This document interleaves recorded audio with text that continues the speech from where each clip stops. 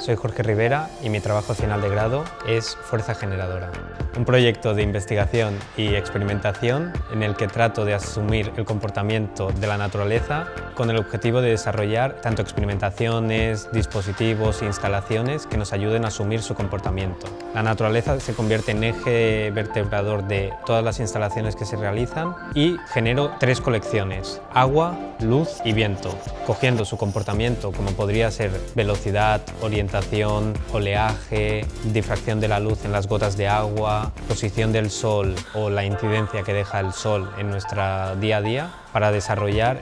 distintas interacciones y poder así, desde otra perspectiva, alcanzar a asumir la naturaleza, usando tecnología y técnicas que no son las que normalmente nos ayudan a estar en contacto con ella, intentando generar un nuevo diálogo.